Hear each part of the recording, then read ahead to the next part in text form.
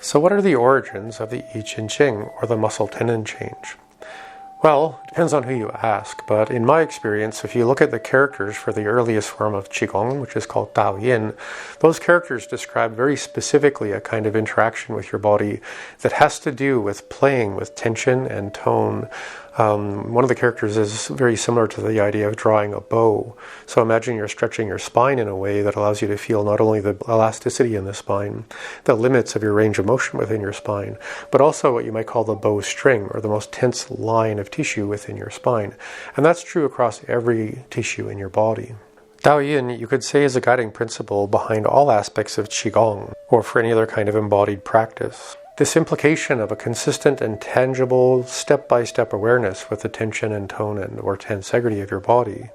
helps you develop whole body pliability, better reflexes, and is a somewhat different relationship than the idea of just flexibility by seeing how far you can bend or open or close a joint. Modern Qigong focuses mostly on a standing practice with soft, pliable, gentle, repetitive, and fluid movements. This is especially true at the beginning. Honestly, it is the best place to start. This is essential to improving your structure, your balance, how you release tension, how you can work with momentum, how you experience overall connectivity throughout all of your body, including your bones, muscles, nerves, fascia.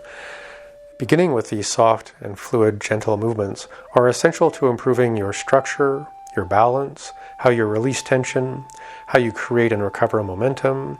how you feel the connection between your muscles and bones and nerves and every other tissue in your body.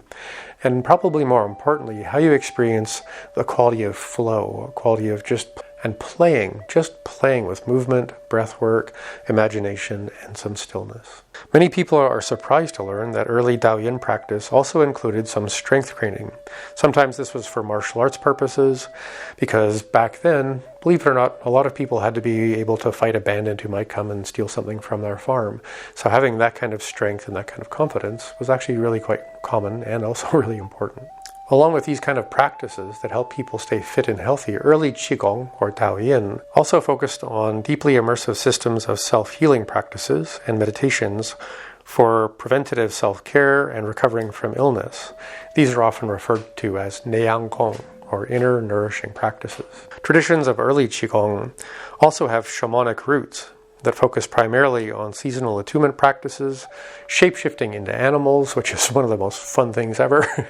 and also working with the wuxing, or the 5 elements or 5 phases, or you could say how nature expresses herself through different aspects of movement and change. There are also systems of practice like Tiangong, which is the floor work or mat work, which looks similar to modern yoga, Shui Gong, which are forms of practice that you do lying down and or while you're getting ready to go to sleep, or practices that you actually attempt to induce before you fall asleep that you can cultivate while you're actually sleeping.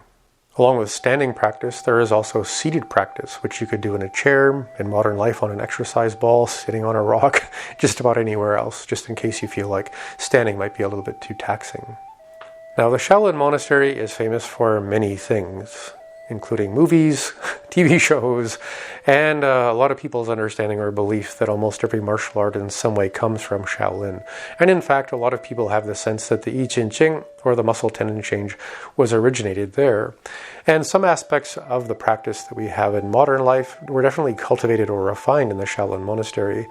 But again, when you look at the characters for Dao Yin and the practices that are involved in that, they were very deeply invested in the Yi Jin Jing process, or the muscle tendon change aspect of Qigong, for thousands of years before the Shaolin Monastery was even ever built.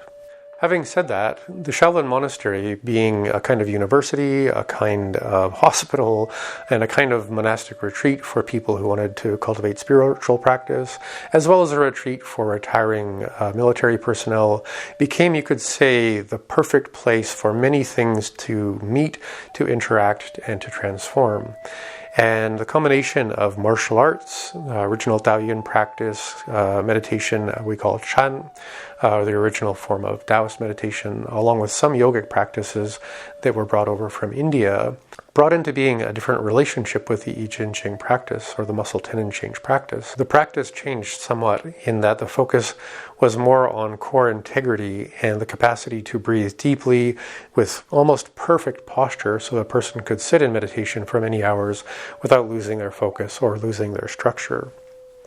As well, given that meditation, if successful, often takes a very long time,